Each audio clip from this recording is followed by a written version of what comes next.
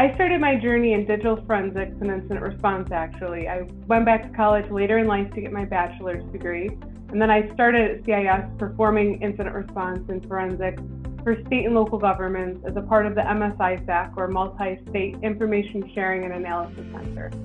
I was on the team for about 4 years there, and then in my last year, I started to weave in CIS's security best practices, which are the CIS controls and CIS benchmarks, into our case reports. From there, I was approached by a new job opportunity to become senior cybersecurity engineer on the CIS controls team. And I joined and fell in love with everything since then. So there's a lot of aspects I like most about working with the controls team, but most of all, I love helping people. Working for state and local governments over the years has shown me that the struggles that many organizations go through, particularly smaller ones, have. And so luckily, the CIS controls places a heavy emphasis on developing these best practices to specifically help the smaller organizations. So I've been on the CIS controls team ever since then. I took a small break in between to work as the audit manager for CIS, but I'm back on the team again for CIS controls.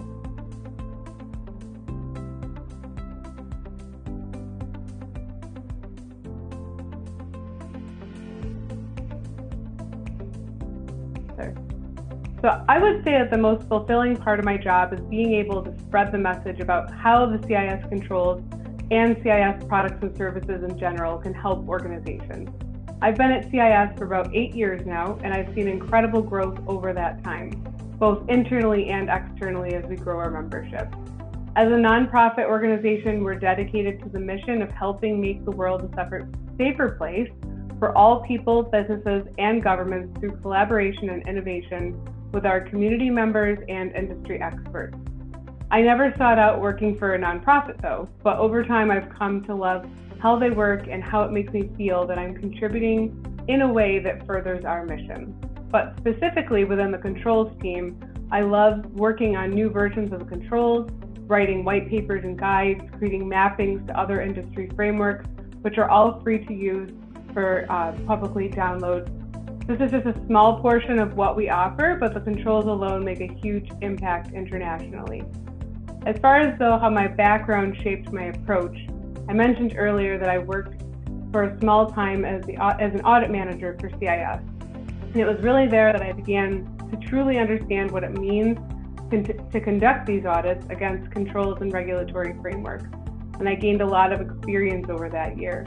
So moving back to the controls team after that opportunity really helped shape my perspective on how to make our products even better and more functional for our adopters. And it's also why I decided to go back to school to get my master's degree in information security. But I will say that you can't replace any course or certification with getting that practical hands-on experience. So it really goes hand in hand.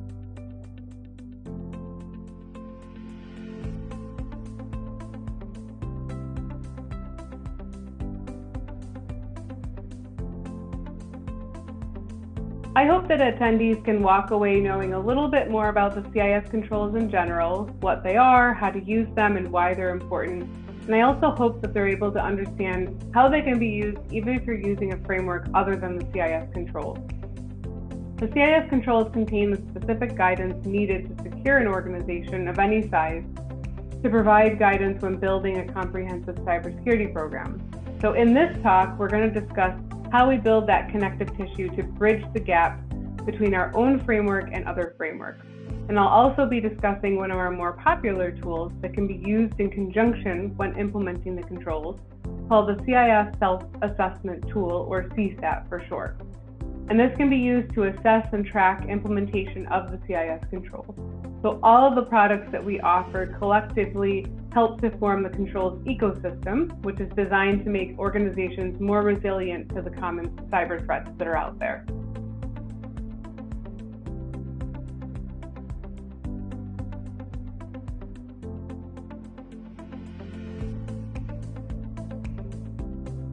So these types of events are critical for a few reasons. One is professional development. So as with most industries, continuing education is key, especially in the cybersecurity and IT audit industries. Threats are constantly evolving, regulations are constantly changing year after year, but also having these type of events where there's cross-pollination of the two worlds between cybersecurity and IT audit is also important. So it's not just enough to simply say that organizations comply with a particular framework, and this is an important element, but the driver for implementing these security controls should be risk-focused, and often risks are related to cybersecurity. So this means that an organization may have to implement security controls that reach beyond regulatory frameworks, simply because in doing so, it reduces the risk to the organization. So security and compliance should work together, not in separate vacuums.